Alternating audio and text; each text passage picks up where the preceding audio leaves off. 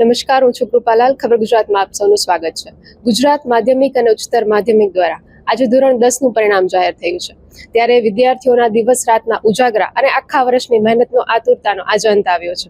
ત્યારે ખબર ગુજરાત આવી પહોંચ્યું છે હરિયાત સ્કૂલના આંગણે. તો ચાલો જ અહીં વિદ્યાર્થીઓમાં પરિણામને લઈને ખૂબ ઉત્સાહનો માહોલ જોવા મળી રહ્યો છે. તો વિદ્યાર્થીઓ સાથે વાતચીત કરીએ. સૌથી પહેલા તો શું રિઝલ્ટ આવ્યું આપનું? મારું રિઝલ્ટ 97.89 PR છે અને મારો A1 ગ્રેડ આવ્યો છે. ઓકે, ખૂબ ખૂબ કોંગ્રેચ્યુલેશન્સ તમને. અને શું કહેશો, આ જે રિઝલ્ટ આવ્યું એ જોઈને કેવી અનુભૂતિ થાય છે? રિઝલ્ટમાં તો મેમ મને વધારે આવી શકતા હતા, પણ આટલા રિઝલ્ટ આવ્યું છે એમાં મારો આ જસ છે એ મારા વાલીઓને, પછી શિક્ષકોને અને મારા બધા જે મિત્રો છે જે મને અપેક્ષાઓ અને સારી શુભેચ્છાઓ આપી છે એનો હું આપીશ જસ મારો. કેટલા કલાકનું વાંચન હતું ને કેવી દિનચર્યા હતી તમારી? મારું આખા દિવસમાં 7 થી 8 કલાકનું વાંચન હતું અને સવારના હું 6 વાગે ઉઠી જતો એન્ડ મારું રોજનું શેડ્યુલ પ્રમાણે હું બધું વાંચન કરતો હું. આગળ શું કરવાની ઈચ્છા છે? આગળ I am preparing for IIT to take mechanical engineering or mechatronic engineering. That is my goal. બીજા વિદ્યાર્થીઓ સાથે વાતચીત કરીએ. કેટલું રિઝલ્ટ આવ્યું તમારું અને શું કહેશો એના વિશે? કેવી મને 95.78 PR આવ્યા છે અને A1 ગ્રેડ આવ્યો છે.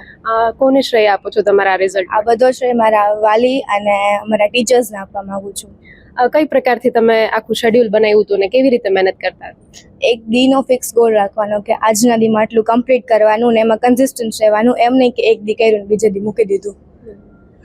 સ્કૂલમાં તમને કેવી મહેનત કરાવવામાં આવતી? સ્કૂલમાં બહુ જ સારી મહેનત કરાવવા આવતી. અમારા ટીચર્સ અમને બહુ સારું ભણાવતા અને ઇવન 2 to 3 ટાઈમ્સ રિવિઝન કરતા. તો ઘરે જઈને અને અમારે એક જ વાર જવું પડતું. આગળ શું કરવાની ઈચ્છા છે? આગળ સાયન્સ લઈને નીટ પ્રિપેર કરવાની ઈચ્છા છે. શું કહેશો તમે? તમારું શું રિઝલ્ટ આવ્યું? મારું 95.42 PR આવ્યા છે અને A1 ગ્રેડ છે.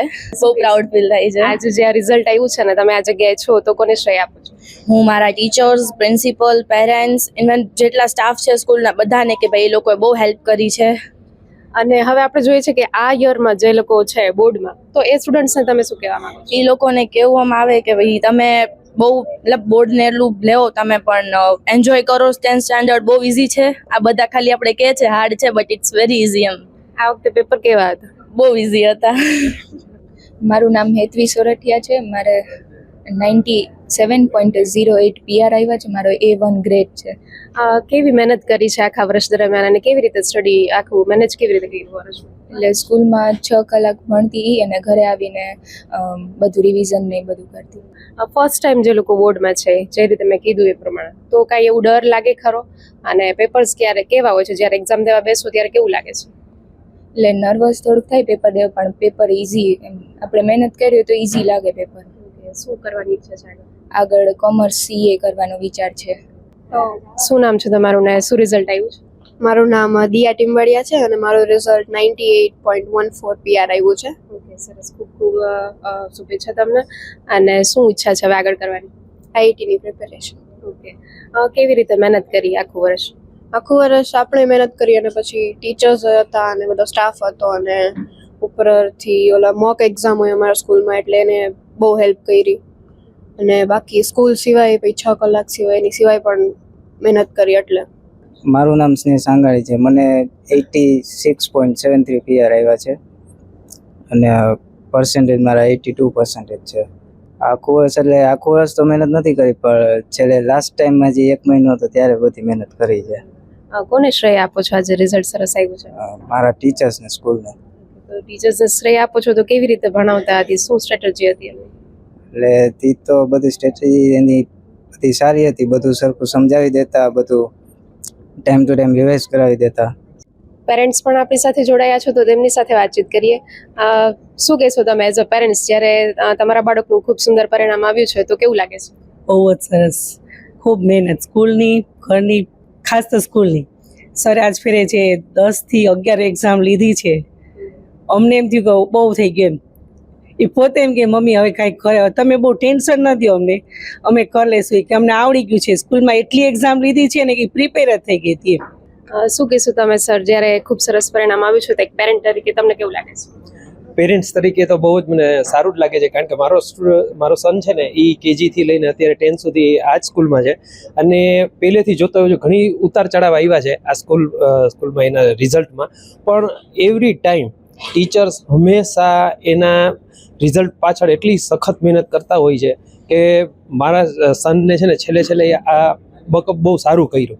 અને હંમેશા આ સ્કૂલનો એક બેસ્ટ પાર્ટ એ રહ્યો છે કે મોટિવેશન એટલે હરેક સ્ટુડન્ટ જે કોઈ પણ જે શીખવા માંગતા હોય, જ્યારે આગળ વધવા માંગતા હોય તેના માટે બેસ્ટમાં બેસ્ટ છે. તો હરિયા સ્કૂલના પ્રિન્સિપાલ ધવલ સર આપણી સાથે જોડાયા છે, તેમની સાથે વાતચીત કરીએ કે સ્ટુડન્ટ્સનું જે પરિણામ આવ્યું છે.